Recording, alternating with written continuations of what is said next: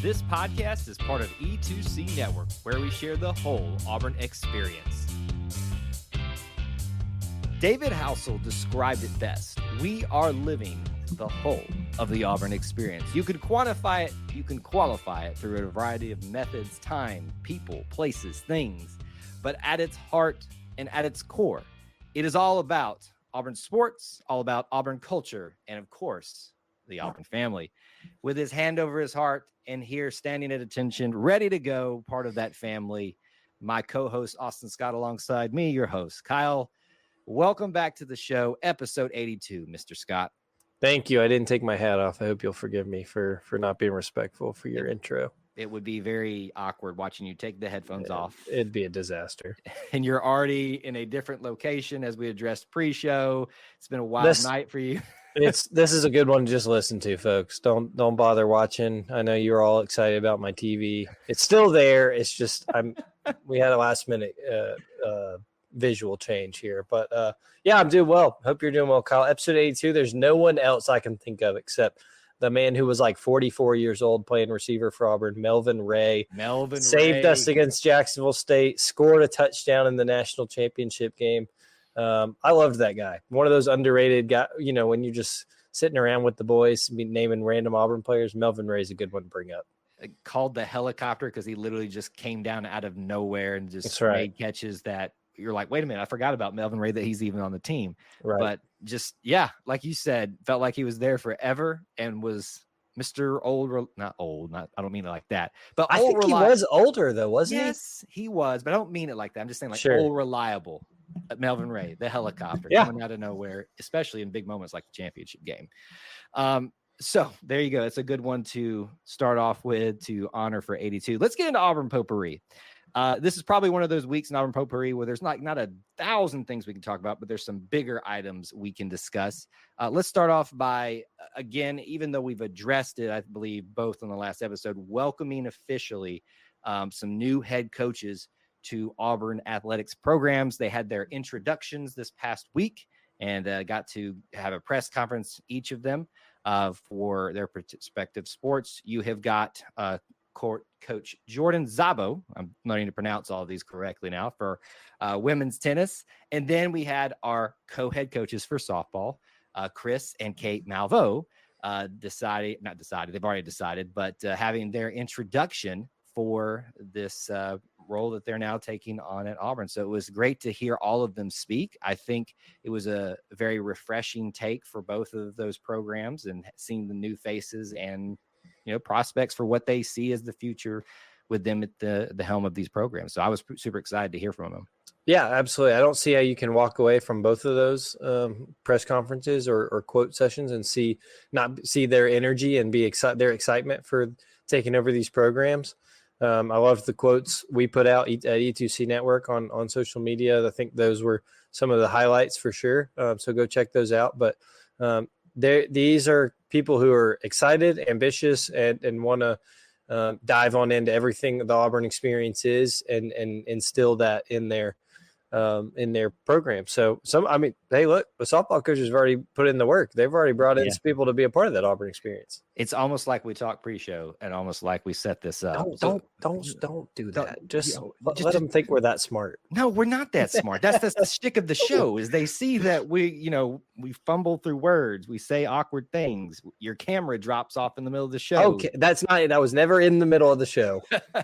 Technically, everything is part of the show, even if it's after the show, because I'm still recording.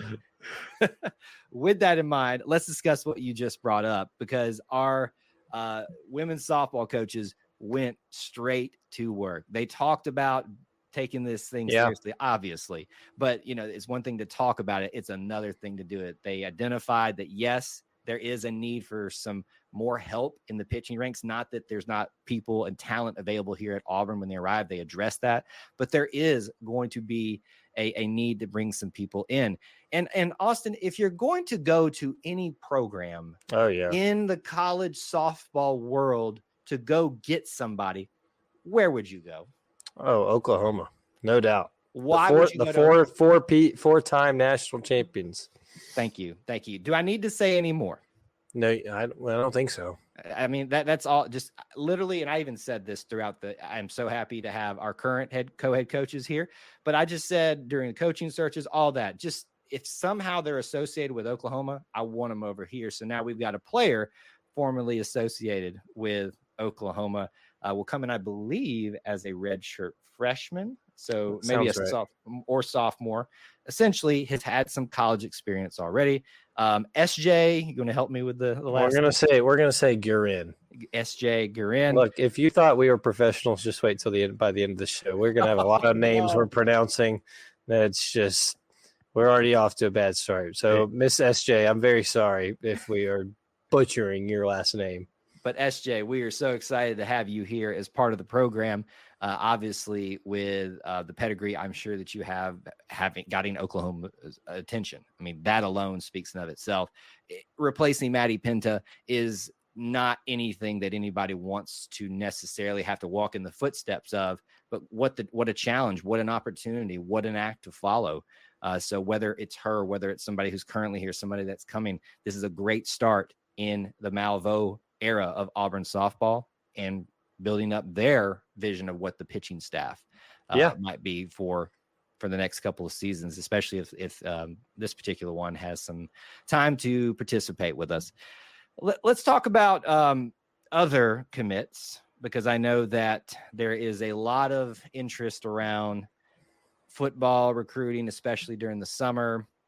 No, folks, we're not talking about Juju Lewis. My goodness, just chill out. It's the new Ryan Williams. But we are going to talk about ones that actually have happened, have committed, and obviously they still have to sign on the dotted line. But for Auburn football, this week was pretty big. And last week, with that great weekend they had, was great too. But we're talking about a flip from the state of Pennsylvania, more specifically from Power 5 foe in Penn State, who we've seen recently, the Nittany Lions, who originally, some could argue, stole Alvin Henderson, running back prospect from Elba, Alabama, from us. And give it a little bit of time, never give up. And before you know it, you're just flipping people from Penn State to come stay home, I think is the more accurate way to say it, Austin. So that was an exciting thing to see this week. Yeah, I think that was one a lot of people have been waiting on for a while. It's been pretty obvious the football staff has prioritized Alvin Henderson for a long time and been after him.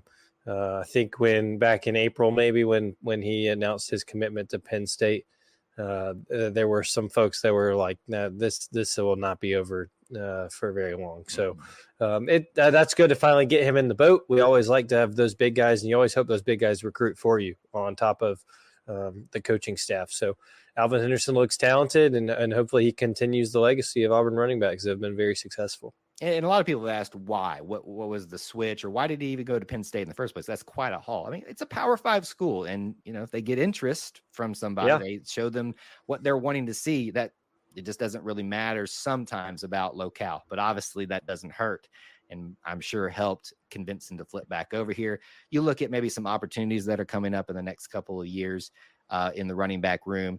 More familiar now with Derek Nix after Cadillac Williams left as running back coach. It makes a lot of sense, and hopefully we're going to be seeing him a lot out there as a running back for Auburn in the coming years. So happy to have him as part of this class. Finally, I want to throw you a curveball, Austin, something I just thought about. But I just talked about how we talked pre-show, we planned, or it's okay. You're going to like this one. You're going to like this. This is Auburn potpourri, and while it is still sports related, it's a little bit off there. We're all excited for July. A certain game is coming. We're all excited about that prospect. But one of the things that we've often wondered about with this new edition of college football, now NCAA 25, 25, what Auburn elements will be in the game. Yeah, see, it's coming back. Yep. And if you played the previous iterations of this game, Auburn's fight song was not Auburn's fight song. It was one of their secondary songs, Tiger Rag. Maybe they played Glory, Glory, I believe. They did. Had to explain this to Emily this week. She was very, very confused. But the university officially confirmed, and I think this is the first time it's been officially confirmed this week, that yes, the Auburn band and the song will be in the game. They are literally in the game, Austin. Get pumped. In the game. That was a good try. I mean, I tried my best. No, yeah, like I explained to Emily, this song is not necessarily owned by the university. It's still owned by the estate of one of the lyricists or composers or something like that. And so it's always been, I don't know what their reasons for not allowing it in the game in the past or what has changed since then to now, but it will be in the game. And it sounds like the first down song. I don't like to call it that, but all know what I mean when Auburn gets first down and the band plays. Bum, bum, ba, dum, bum, bum. And so we'll all be in the game. So that's exciting from an Auburn flair of this game. And I can't wait. I can't wait to play and be in Jordan-Hare Stadium and hear all the things I would normally hear on game day. Can I just ask for you to hum our little intro from now on, just like you did for that? I mean, that was outstanding. Our little intro, like that's what just like you, or just whatever you want to do. I'm instead of having intro music for. I sound like the road thing, the bump. You know what I mean? I know what you mean. That's a deep cut for some Auburn fans. I don't know if they're aware they're going over that thing. Emily got really mad at me that I missed it the other day. I think that almost removes your Auburn card from you if you're aware of what it is. Gosh. I'm just saying. And if you miss it, okay. People are gonna go find this and they're gonna be like, "What these guys? We got to get Austin back in his normal location."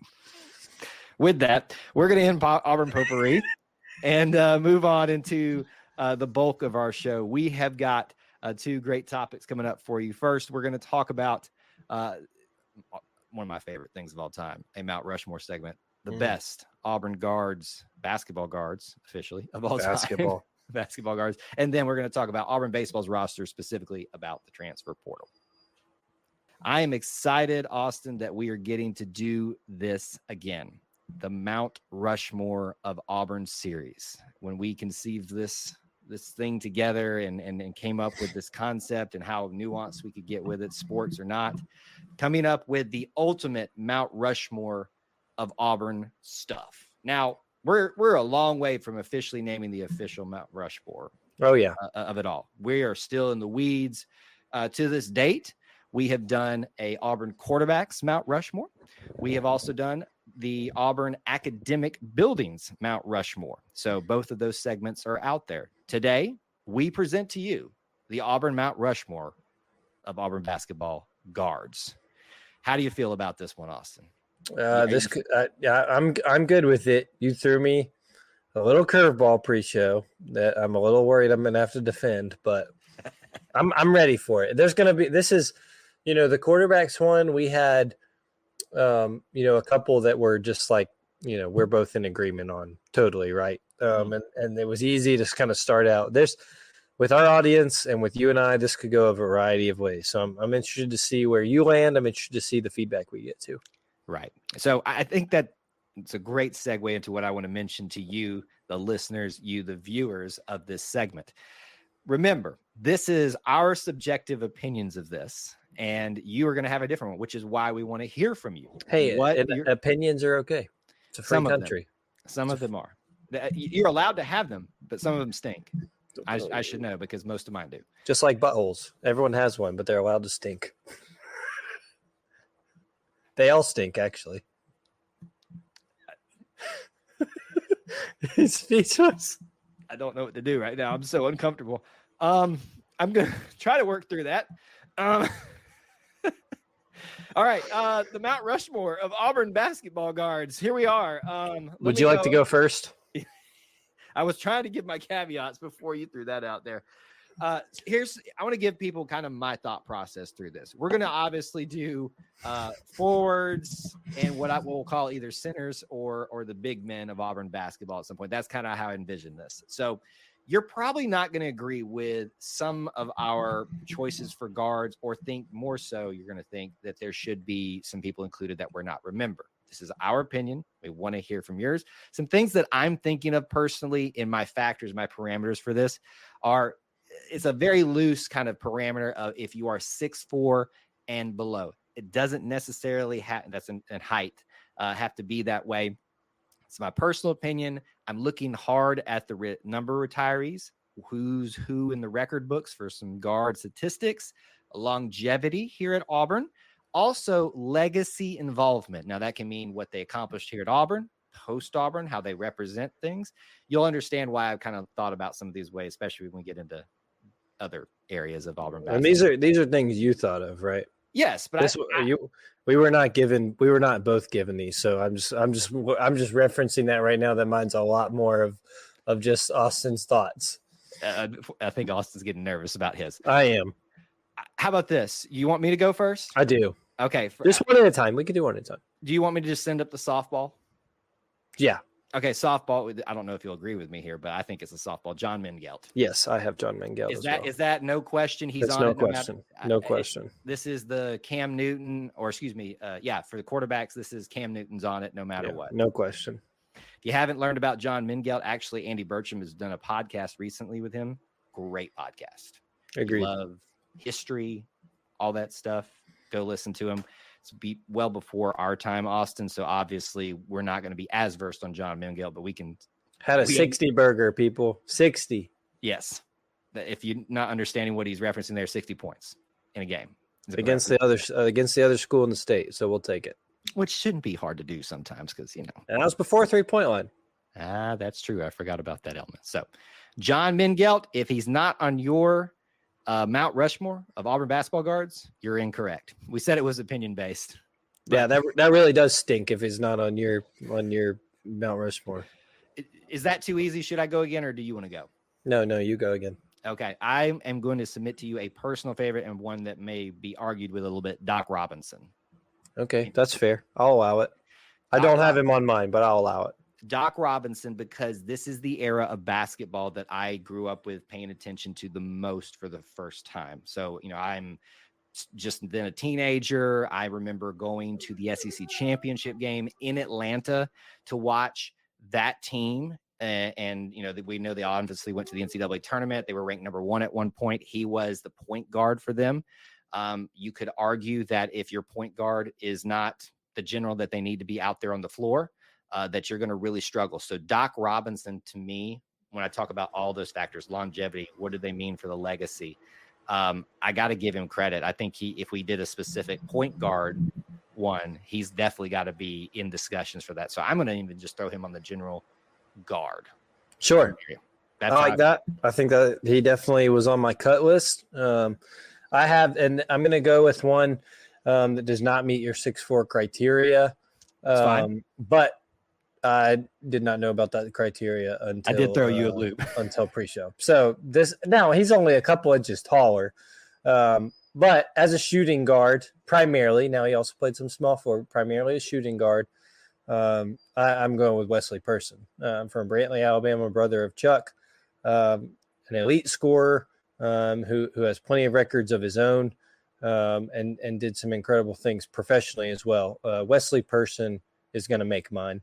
But Doc Robinson was I agree with you totally on pure point guards for sure. But he did not make mine. I will say this about the Wesley Person edition. I wanted to put him on here, and he's actually the reason I made the 6'4" parameter. Yeah, totally fair. Because I was like, he's probably going to make either of those lists for me. That's a little bit of a spoiler for when that one comes up.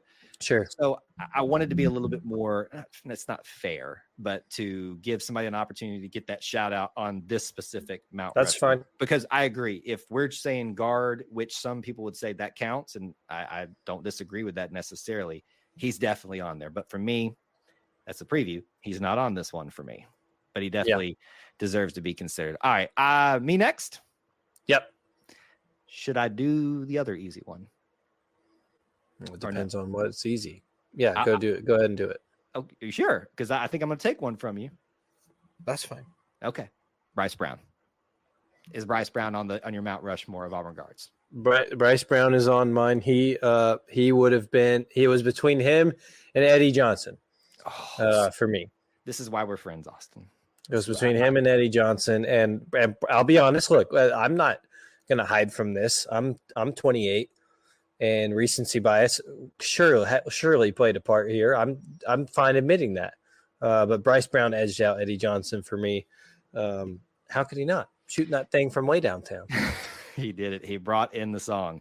Now, listen, I think that Bryce Brown is one of the best for the way I laid out my factors in representation. He is on the stat books. His legacy of what he went through at Auburn and led them to is incredible. He is on a lot of the metrics in terms of guards, especially 3-point percentage. So he checks a lot of those boxes. I don't know if Bryce Brown's ever going to reach the level of, having his number retired or anything like that. But to me, when you talk about someone who maybe is not going to fall into that category, if you look at a lot of things with the Bryce Brown story, agreed, he's got to be on it. I couldn't agree more. I mean, and when you look at, I don't want to bring up bad things, but Bryce for his freshman year was a little inconsistent. It was a possibility was there on the court. Did some things off the court that he's not proud of, right? And got into some trouble, but stayed through his entire career at Auburn, and ended up being incredibly successful, obviously. But also, I just love to see that trajectory of Auburn men and Auburn women, and how the university changes them, how they become adored by the university, and all those things. So Bryce, yes, obviously, all the 3-pointers, all the record books, it's there. He will forever be remembered with Bruce Pearl and Auburn basketball. But off the court and his journey through Auburn is special. All right, so let me just take stock of where we're at. We both agree, no question, John Mengelt. Yep. We both agree Bryce Brown is on this. You had Wesley Person. Based on my parameters, I had Doc Robinson. That leaves number 4. Would you like to share your number 4? If you know me at all, you know who number 4 is. My dog is named after him. Don't let Emily tell you differently. Even though he is taller than me, I think that we're the same height. I have adored him since the minute he stepped on campus, and the success he brought to Auburn basketball, and that's Mr. Jared Harper. Jared Harper is 1,000% on my Mount Rushmore. It's total bias. It's total recency, and there are plenty that could probably take his spot, but I have loved Jared Harper since the minute Bruce Pearl said he's worth the price of admission, because he was that and all much more. The perfect floor general, could shoot it, could pass it, and had the speed that you need. He's the epitome of what an Auburn point guard is for Bruce Pearl's offense, and I love Jared Harper immensely. And so he is officially and especially on my Mount Rushmore. Are we declaring man crush? Is that what we're declaring? Pat, we're way past that. Well, I mean, all right. What a show. What a segment for you. I love the pick of Jared Harper. I do. I think it's smart. This is going to be ridiculous. I think it is a good one. This is absurd. I can't believe it is one that I really, really, really wish that I had put on mine. Unfortunately, when you talk about people that you just adore, there's another one out there that I think means more to this program in many ways, and even off the court too, in terms of being a representative of Auburn. Oh, I know what you would know exactly, and one could argue lit the flame in a way for the Bruce Pearl era when nothing looked like it could be lit, even with Bruce Pearl in his first year. You want to say it? No. Say it. It's he's in Michigan. Say it. It's Mr. KT Harrell. It is KT Harrell. Just in on my 6'4" parameter. Love that. Is he 6'4"? He is 6'4", based on Auburn's website. Based on that, he falls into this list for me. His legacy of how long he was here. He has been part of some great programs as a basketball person. He has been able to be part of now Michigan, but he is part of FAU's team and so many other things too. He's been part of our staff. Right. I love me some KT Harrell, and that's probably the same way that you feel about Jared Harper. Do you have a man crush on KT Harrell? I have a man crush on KT Harrell. I've already established mine's far past a man crush. Well, I won't go that far. You've gone way too far. That's probably smart. This is going to be on the internet, so that's probably smart. Yeah. I'll just leave it at that. But KT Harrell for you, Jared Harper for me finishes out our Mount Rushmore of Auburn guards. With just a few minutes we have left in this segment, I thought it'd be fun to bring up maybe, I don't know if you had them, but I have some people I'd like to give shout outs to that deserve to be in the discussion. Some honorable mentions, but and I think some of them really don't have as strong a case to be there, but I'd like to give them shout outs. Is that fair? Sure. I'll give you a few. And if you have some, you can give me a few. I had Eddie Johnson on there. Yes. I think he is, if you look at numbers and stuff, and obviously well before our time, he definitely deserves to be in consideration. Some would argue he needs to be on there. I had Jared Harper as my honorable mention there. I'm going to throw two out to you that I think we had their potential ripped away from us. And I would argue that had we seen a tournament played, we would be talking about specifically one of them even more than we currently are, but maybe both of them, Javon McCormick and Samir Dowdy. Yeah.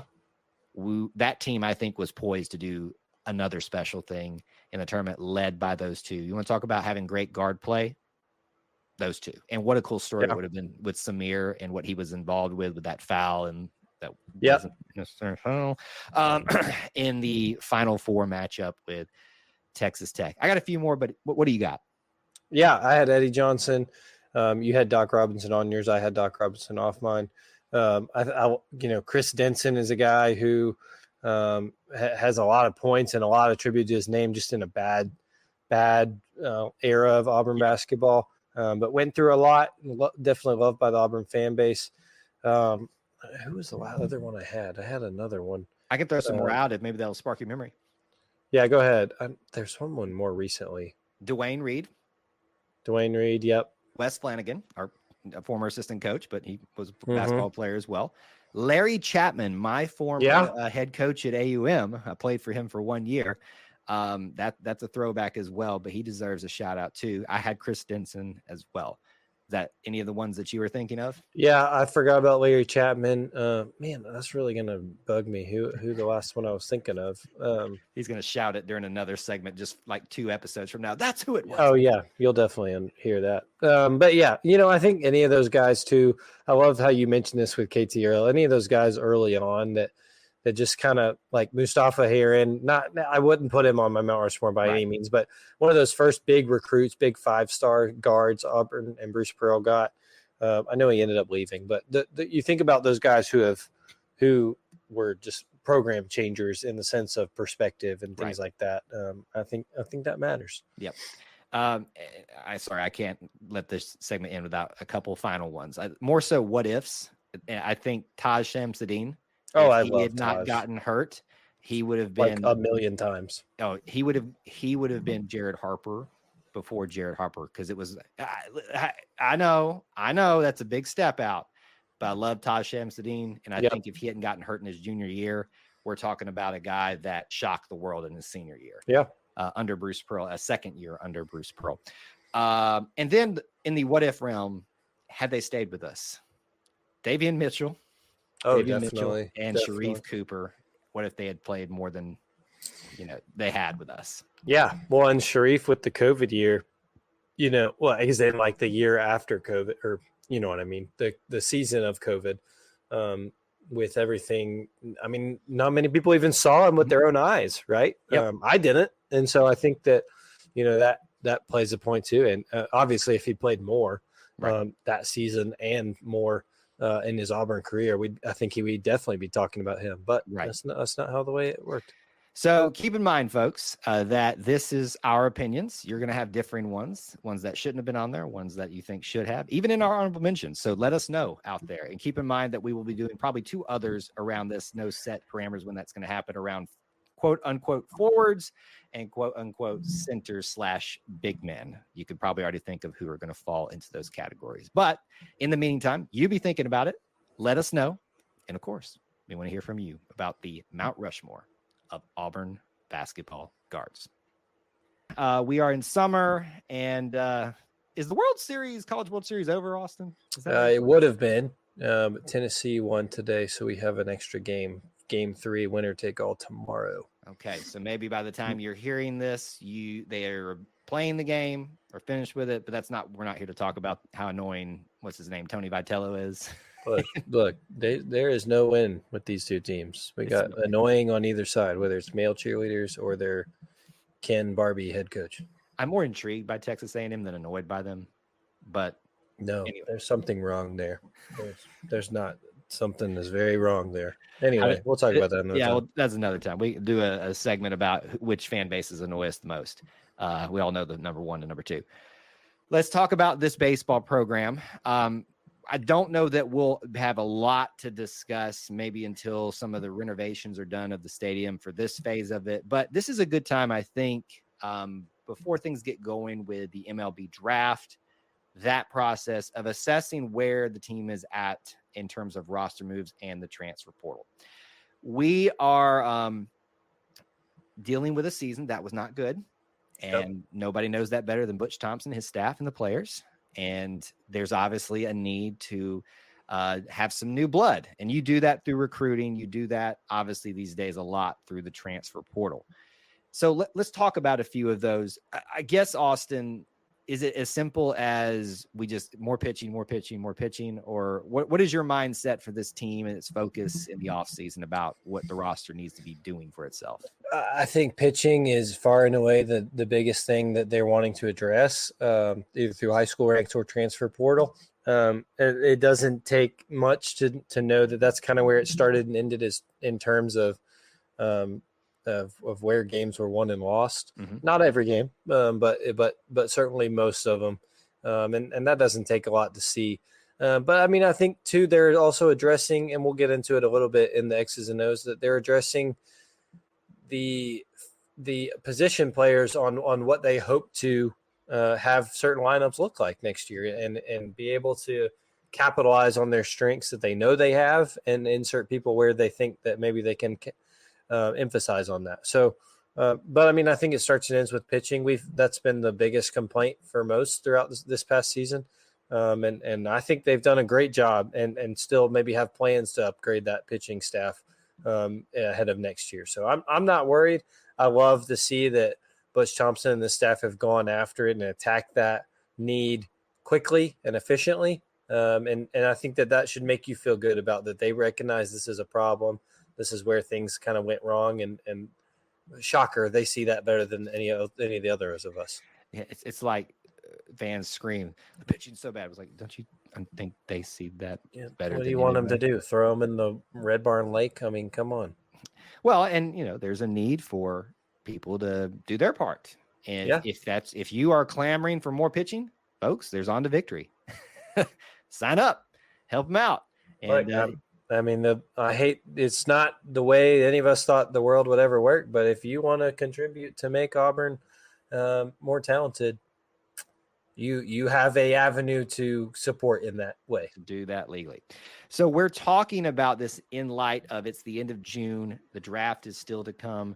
The portal's still active right now, but this felt like maybe not I don't want to call it a stopping point, but kind of a window of opportunity for us to kind of assess where we're at. Let's talk about some names that have recently come in. You're going to hear some very familiar teams in this. Lucas Steele, a position player from Stanford. I believe could do either.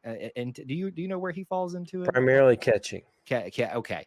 Catching. So I had him mixed up with somebody else. Getting somebody from Stanford. It's been done before. One Sonny DeShera is one that comes to mind. So that seems to be a recipe of success for Coach Butch Thompson. Maybe we'll see it again. You just never know. And he's got to play behind Ike Irish. So maybe some time for him to cut his teeth behind a guy like that, or maybe it alleviates Ike Irish not having to play the entire season at catcher. Eric Snow, another player in the field from USF. Andrew Dutton, the first of the Duttons we'll discuss, from Birmingham Southern. And Bristol Carter, an outfielder from Eastern Carolina. I want to mention these last two. Dutton, obviously, from the Birmingham Southern story, if you followed the college sports, but college baseball special stories, Birmingham Southern closed. So in a way, we're helping. Can we say that we're helping the legacy live on by getting one of their players? Sure. Go for it. But the one that seemed to get a lot of news and a lot of clamor this week was Bristol Carter coming in as an outfielder from East Carolina. I think a lot of people are excited about him. I think this is off of the heels of the announcement that Chris Stanfield will be leaving and went to a rival, to LSU. So that center field spot has been opened up.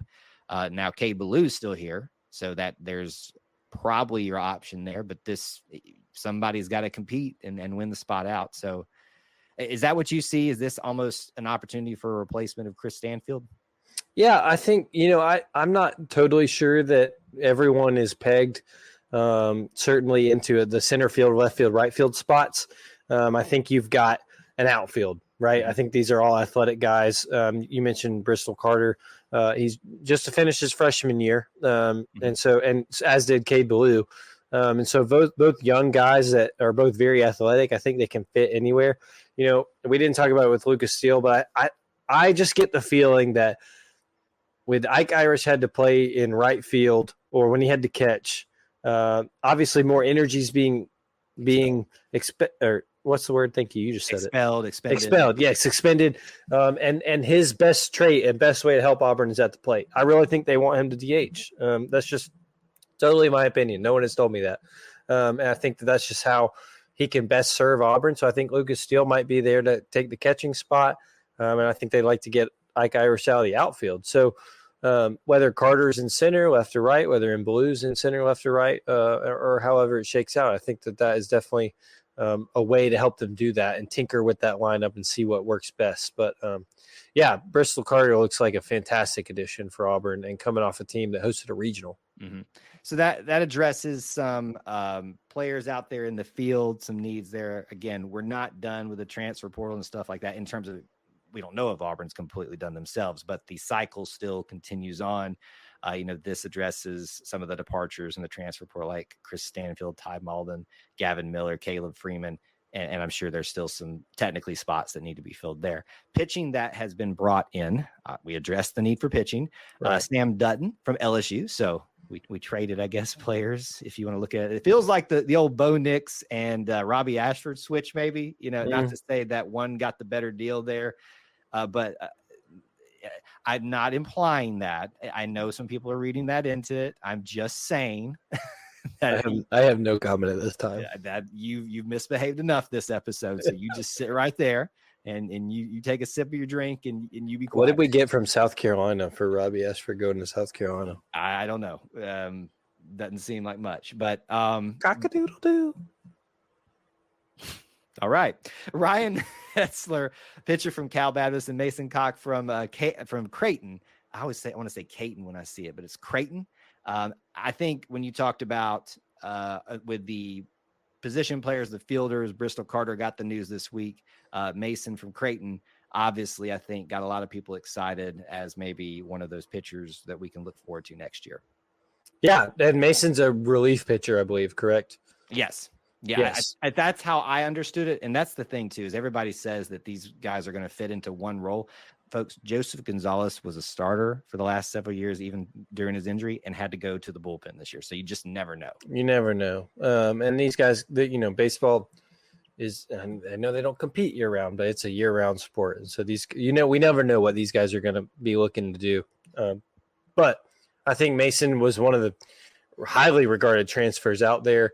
And I think is expected to come in and help significantly. So I think, if it were me, there was still a position of need for that guy who can be a starter.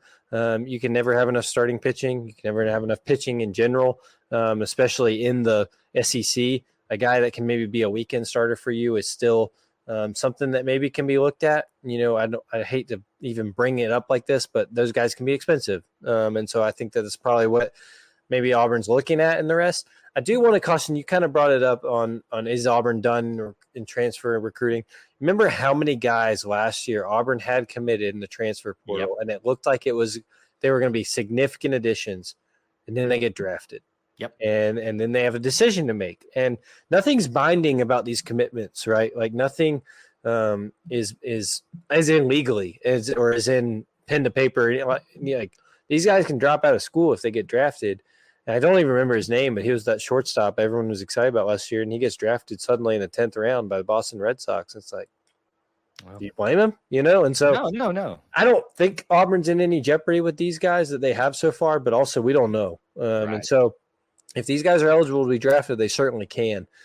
So I would not be so sure that Auburn's done here necessarily by if they want to be or not. I'm sure they'd love to get all these guys they've recruited, but this thing is really finicky with a draft that is kind of in the middle of all this. Yeah. And I'm glad you brought that up. And that's why we were debating when we do a discussion about this. Because the reality is we did this segment tomorrow morning. There may be somebody new who's left or who's come in. And, that changes the dynamics of what we've been discussing here. The MLB draft, when it happens, as you just addressed, it can ruin things or which is like next week, I think. Yeah, exactly. So there's not a perfect time to discuss this outside of all of that being done. And I think looking at how schedules lay out, we may get to a point where it's going to be hard to squeeze a larger segment like that in. But what is the point we want to make from all this? Auburn is losing some key players and some fan favorites like a Chris Stanfield. We brought up Zach Crotchvelt left, a couple of weeks back ago on a previous episode, and many others. I'm just naming two off the top of my head. But they're bringing in some of that talent. They're bringing in some of those positions of need, and they're addressing it right now. Folks, they understand what the needs are better than us. Trust the process. And as we tell you, trust Butch Thompson. He hasn't steered us wrong yet. And yes, I know this last season was awful. Hasn't steered us wrong yet. I don't know how much more plainly I could say it, folks, to be honest with you. No, you're right. Look, if you've listened to this show once, you know that we are big Butch Thompson fans and very, very trusting in what his plan is and vision is for the Auburn baseball program, regardless of how this year went. That has not changed for me. With these transfer portal additions. In fact, it's only enhanced it. So exactly. I couldn't be more excited. If they want to take one more outfielder, I got the guy if they're interested. But you can just call me on the weekends. You're not talking about yourself, are you? You have no more eligibility left. Not that I'm aware of. I'd love to see my Scott running out there. No, we don't. That was I'd be heckled by the frat guys out there in center field. They'd be throwing me into the pool into the pool that we've discussed. Yes, but I would love it and I would enjoy it, and it would just make it'd be great content. We'd do a whole podcast just us watching it. I'm sure it'd be a whole show of me just like having it on the screen, reversing back and front. It'd be on my TV that's not here right now in the background. With that, it's a great segue. Next time, maybe you will have that particular TV back. We'll see. You just never know here at the Auburn Sports Podcast. Episode 82 in the books. Thank you guys for joining us. If you want to keep up with me, do so on X at Kyle Loomis 24. Where can I keep up with you? Yeah, at Austin G. Scott. I'm always down to cause some trouble, so hit me up. As you so very well displayed during this show. So hey, I kept it together for the part we were worried about. I just want to make that very clear. Wasn't going to even address it, but somehow you're addressing it. So somehow we'll close this show before you get us in more trouble. With that, thank you for watching. Thank you for listening. Until we talk to you again. War Eagle. War Eagle.